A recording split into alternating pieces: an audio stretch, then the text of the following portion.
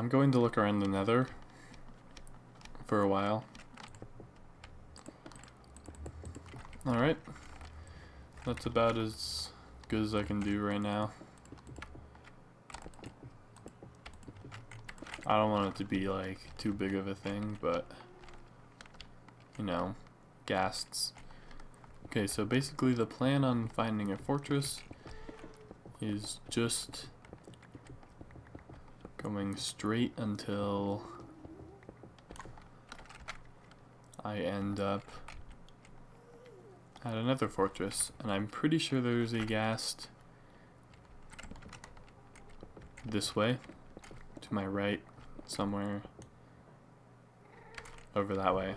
Also, while mining through the Nether, it's always a good idea to stand back as much as you possibly can, because if there's any lava and you're going to mine into it,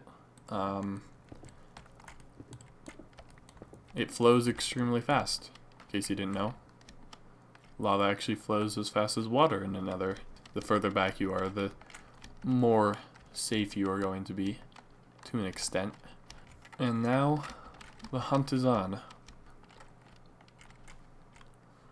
I will put a torch down here so I can find my way back up. Okay. There's a ghast.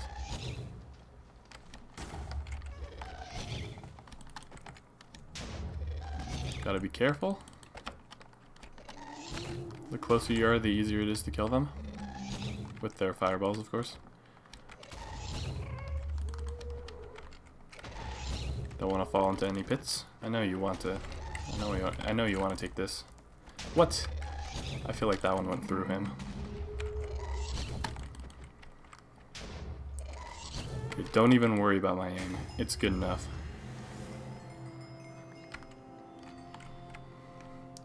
Luckily that fight wasn't too bad because it was just sitting there. Couldn't really go anywhere. But yeah, there's the reason why you always want to be careful in the Nether. That ghast was not there and it spawned directly behind me. I could always just mine straight back. Okay, there's another one.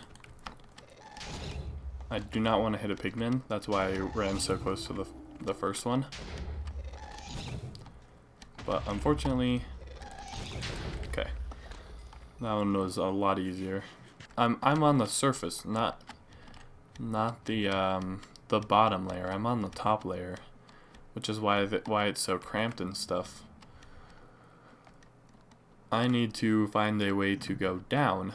Also, for everyone who was watching the chat, that ghast that I killed back there, that was in fact the first monster I have killed. Very impressive, isn't it? Oof. I misjudged that jump. So that was a bust. We found nothing. I might even consider going that way next. It's going to be night, isn't it? Okay. Do clocks work in the Nether? Because if they do, that would be amazing. Then I would know if it was safe or not to come out of the portal.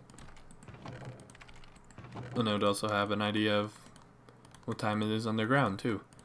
Alright, got some pickaxes. Need some torches. And then I'm just gonna go mining for a while. Might just hit myself with gravel. Well, look at that. There's the end. Use the rest. Oh! Wow. Wow. X-ray anyone? I was gonna say I'm going to use the rest of my...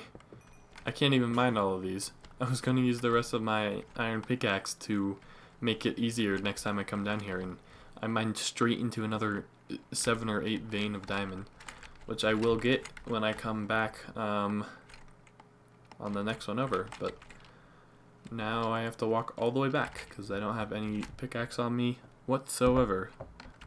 One thing I will need is a enchanting table setup, which means I'm going to need some of these cows over here. This is good start. Next step on the list is taking advantage of these guys. Yes, I'm just gonna check. Yep, they're still in there. Haven't starved, because why would that be a thing? And we can actually make use of them. First, I need to gather all the supplies that are required to make this, including carrots, which I have not actually had the chance to get yet. Alrighty, so I have basically everything I need in this chest right here to build this farm. Well, I need one other thing.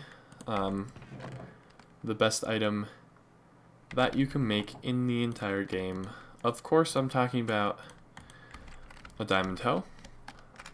The villager breeder that I'm going to be building with this these supplies was designed by Impulse SV. He has a YouTube tutorial that I just followed. I'll put a link to his video in the description and in the top right if I remember. But I'm just going to be using his design with a few slight modifications so that I get more coverage. It uses more villagers. I think it's a little bit faster. I don't really know. So this is the rough idea of how the farm works. Basically, the farmer villager will go around this area in here that will be hoed and filled with crops.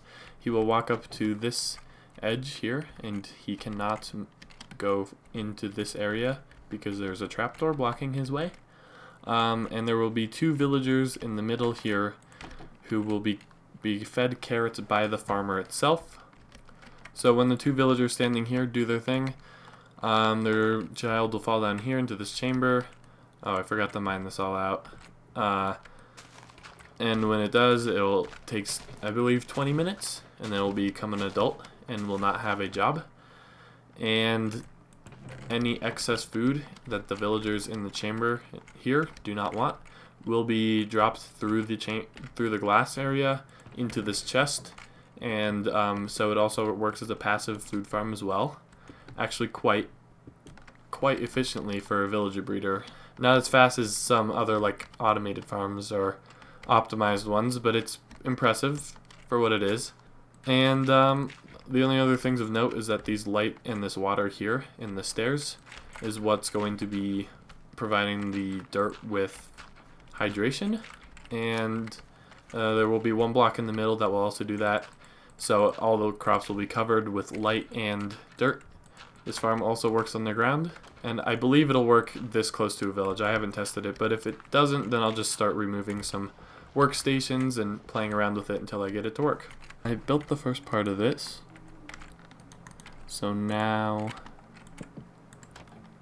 I can show that off. The way I built this is following the same formula, and then the middle part is a composter with a light source on top, so now all of the, even underground and covered, they all have light from every angle. And the way that this is designed to be tiled up is each segment here, there will be one segment leading out this way, and then one coming from this direction going out that way, and one going out that way, so it will be 3 times faster than the one by Impulse. Well, not 3 times faster, but 3 times more efficient in gathering carrots, which is half what I need for, because the villagers themselves can only breed so fast, so this one's just enough, but I want more carrots. You can make this farm symmetrical, however you want really. Now I just need to move a villager into there, and hopefully he becomes a farmer. This guy does not have a profession, so that's good.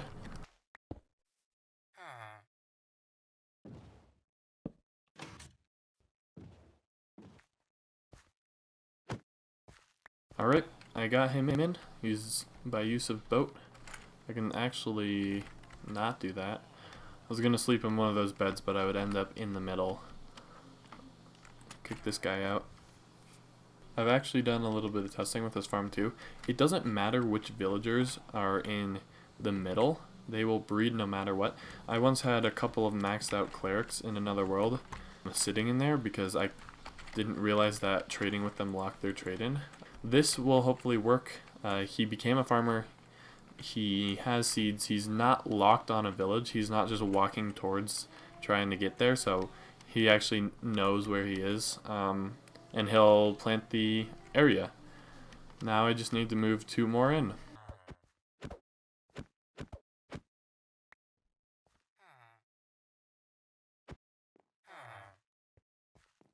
So in theory, the villager breeder actually should be working now. This guy is planting crops, and these guys are both secured. I'm pretty much done.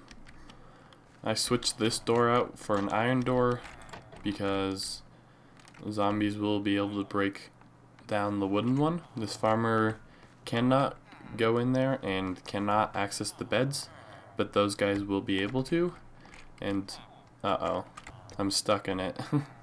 Anyway, now I should never have any reason to go in there unless this guy does something. I put a trapdoor down here, and you can see that, well, why is it lagging so bad? Anyway, as I was saying, there shouldn't be a need for me to ever go into here. This is the only area that I need to be concerned with, this is where the baby villagers are gonna go, and I'm pretty sure it's safe. I don't think any hostile mobs can get in there, so if I'm mining or something, these guys should just be working away and making food as well as villagers. So I might do some mining, probably not, if I'm being honest, but next time I come back I should have quite a few villagers down there, and I can start making a trade hall, which is the whole reason why I built this. But for now, that's all. That's it. Hope you enjoyed.